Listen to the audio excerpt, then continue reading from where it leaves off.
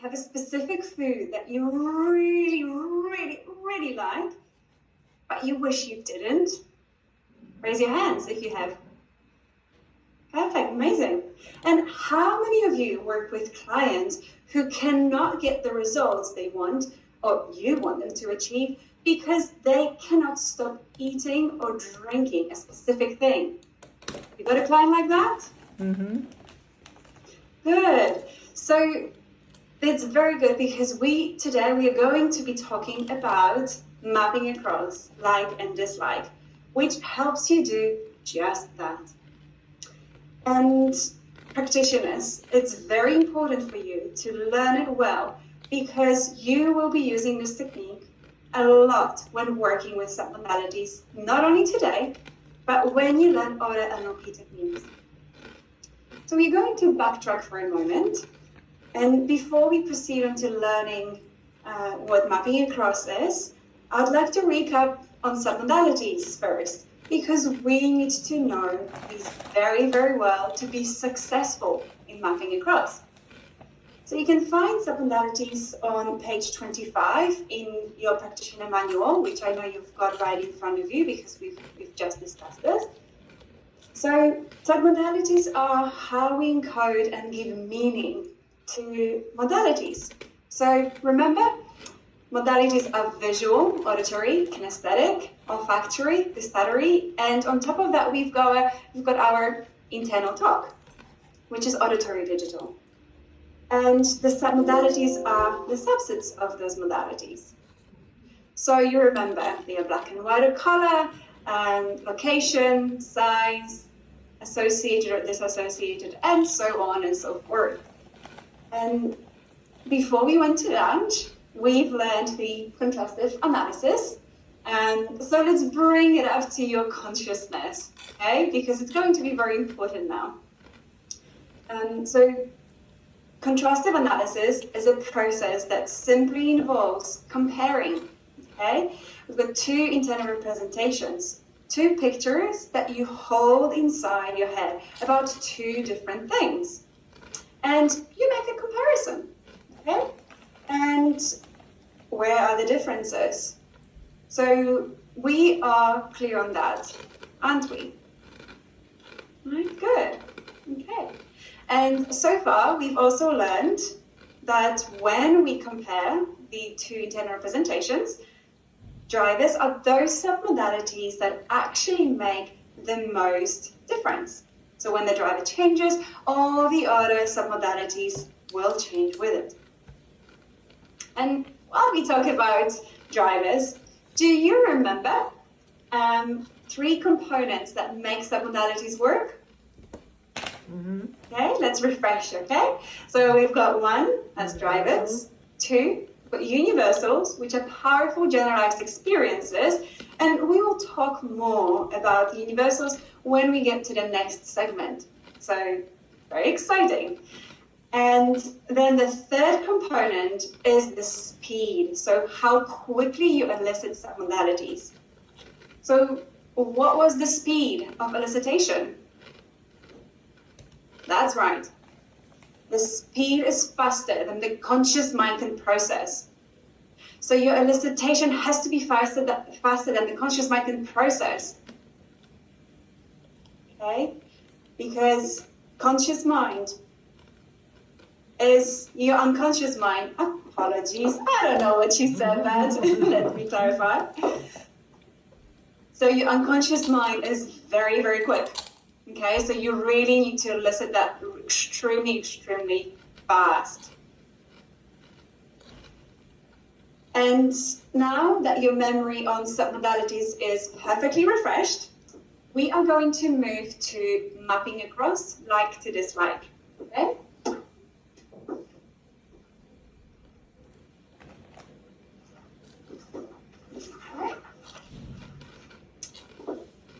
So mapping across is the NLP jargon term. The English expression is of the same thing, is like to dislike technique. You can find a definition on page 25 in your manual, and that reads that mapping across involves discovering the drivers through contrastive analysis, and then changing the submodalities of one internal representation to the other. I repeat, changing one set of submodalities to the other. So for example, changing the submodalities of ice cream, which you might like, and yogurt to dislike, should cause the client to dislike ice cream. So if you love ice cream and didn't like yogurt, if you compare the difference between the two pictures, these two internal representations, you will notice that there will be some submodalities that will be different, because submodalities tell us how we make the difference between what we like and what we dislike. So it's not the content, it's those fine distinctions. And we're going to talk about this in a moment. If you were to take that picture of ice cream and change the qualities of the picture, therefore you will change the submodalities and you will end up maybe disliking ice cream. Now, I'm not saying that you should do this, I'm just talking theoretically, unless you want to do it. We'll talk about that, as I said, in a moment. And mapping across, the like to dislike technique, essentially changes the internal representation and the meaning of the internal representation that you are working with. Of course, in order to do this technique, we need to discover the drivers, which is the purpose of firstly doing contrastive analysis before we do the mapping across. And then mapping across presupposes that we are changing submodalities of one of those internal representations into the other. And by the way, location is probably one of the most important drivers. And location is number one. If the location is different, even slightly different, but even more if it's widely so, then that location is most likely the possible, and I emphasize possible, driver. And we won't know if it's a driver until we do mapping across. And usually for people it's a location, and we want to be substantially different. Aside from location, associated and disassociated, and distance could also be drivers. So now let's recap and pay attention now. Associated means that simply looking through your own eyes, okay, and you are in your body. Now disassociated means that you are looking at yourself and you see your body in the picture. So you're looking at yourself. And so you're either in the picture or you're seeing yourself. And now that we know these important possible drivers, does that mean that other submodalities couldn't be drivers? Well, it doesn't mean that. But in terms of percentage of people, the location is a driver to upwards of 90% of people. For practitioners, now you know what specifically mapping across like to dislike is. So you must be really wanting to learn how to do this process. Let's do it. So let's look at page 27 in your practitioner manual. And on page 27, we have the submodalities like to dislike script. And I repeat, practitioners, this is the same process as mapping across. So this is what we use to change submodalities from something that the person likes too much into something that the person dislikes. For example, I mentioned earlier that you could use ice cream and maybe again yogurt. And let's say that your weight loss client likes ice cream and they don't like yogurt. And it's just an example because the qualities of the ice cream and yogurt are quite similar, aren't they? Now they're both kind of the same color, the same texture, but there is a major difference in how a person holds that in their mind. how they encode. You know the coding, the computer coding, yeah, it's brain coding, right? And those are called submodalities. Now on page 27, just underneath the title, it says, whenever you do submodalities work, you should use the submodalities checklist, which is on page 29, because you want to be precise and very accurate. Speaking of that, there are two things that make submodalities work, and they're really, really, really important. Okay, so number one is the speed with which you do it, and the second one is the precision in language. And that's why it says here, this adds to your precision and accuracy under the big type on page 27. Now, I know that we've discussed this already, but please, please, please, please, listen very carefully to the language. When you ask the client, can you make a picture? Oh, it presupposes that somebody makes it up. It presupposes construct, okay? So somebody constructs the picture, and we don't want that. We want the picture of that specific food that the person already has. And in the script it says, is it all right for your unconscious mind to make this change today and for you to be aware of it consciously?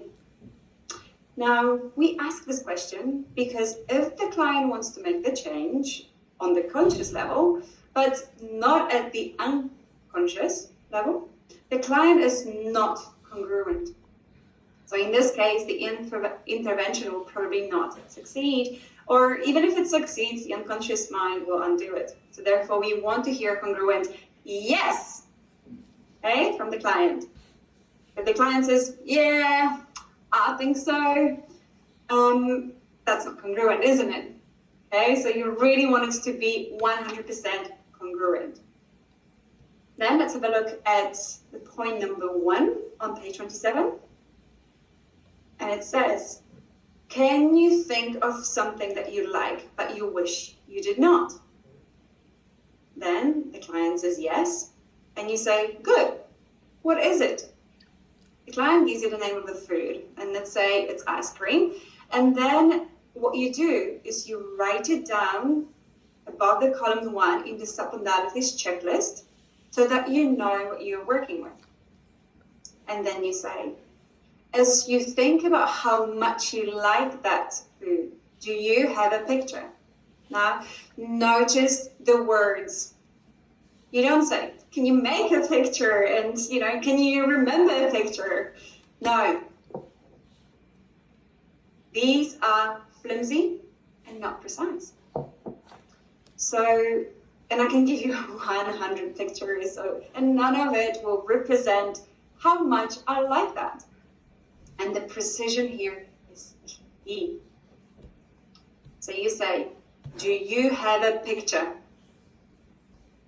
And that's the language precision. As you think about how much you like that food, do you have a picture? Because we want that picture that the client already has, the client that represents how much they like that food. And I cannot stress this issue highly enough. You need to be precise. If you do it correctly, you will succeed. And so we want it to be successful, don't we? So you read the script word for word. As you think about how much you like that food, do you have a picture? The moment the client gives you the answer, yes, I have a picture, you immediately elicit submodalities, going through the checklist really fast, noting answers in column number 1 of your checklist. You've got 10 visuals, 4 auditory, and 4 kinesthetic. And once you finish, you say to the client to clear the screen. Then we go to step number 2, and you ask, can you think of something which is similar, but which you absolutely dislike? For example, ice cream and yogurt. The client says, yes. Good. What is it? client says yogurt. And you make a note above column number 2 on the checklist of what it is. And then you say, as you think about how much you dislike that, do you have a picture? Client says yes. And the moment the client gives you the answer, yes, I have a picture, you immediately elicit submodalities, going through the checklist really fast, noting client's responses in column number 2. So again, we do 10 visual, 4 auditory, and 4 kinesthetic. And when you finished, you clear the screen. And in the script it says, locations should be different. And this is what we discussed earlier on. So for the best results, if you're doing the submodalities like to dislike shift, if the location is substantially different, you've got a pretty good chance at success. It's not always necessary to have a different location. It's usually good for the location to be different. Okay? And once we've elicited both submodalities of like and dislike, we do the process of contrastive analysis. So, do you recall how to do it? Okay. We go through each and one of those submodalities and we look for a difference. So, for example, is it black and white or color? Is it near or far? What's the brightness? What's the location? And so on and so forth. And we compare them. And you can highlight or add an asterisk next to those that are different. Remember? Remember that process? Mm-hmm. Good. And once you've done the contrastive analysis, then we go to point number 3. And this is when we change submodalities from picture number 1 into the submodalities of picture number 2. So please be careful with the language. In here, you guide them to change submodalities. So you say to the client, I'd like you to bring to mind the picture of food that you like too much. And now take it from, and in here, you insert what the differences in submodalities were. So for example, then now take it from this location here and put it exactly, precisely in the same location as the yogurt. So absolutely precisely right there. And you really want the client to get the image of the second picture that they dislike. So if the location of the first food was right here, and the second one was right there, you ask them to move it from here to all the way there, precisely. And then you repeat that, and then you go through all submodalities, and you say, make sure it's like this, make sure it's like that, and you shift them across. And you repeat that for all submodalities that are different. And once you've mapped across all of them, then you lock them in place. So you say, you know the sound that the tupper makes when it seals? Just like that. Lock it right in there. And the client seals the picture, and then you break the state. So you smell popcorn, what's the weather outside, and you know, anything that changes the subject for essentially 10, 15 seconds. And then you go to point number 5, and you say, now, what about that thing that you used to like? And the client thinks of the thing that they used to like, and you should see with your sensory acuity and use your calibration that the client's reaction to that picture is different. And ask, how is it different? Client tells you, and then you move to number 6, which is future pace, and you say, imagine a time in the future when you might be tempted to eat that. Or, of course, if you work with a drink, you say, drink that. And what happens? And then the client responds. And this is how you do the mapping across like to dislike. Okay, so let me demonstrate how it's done. Demo go here, that goes here.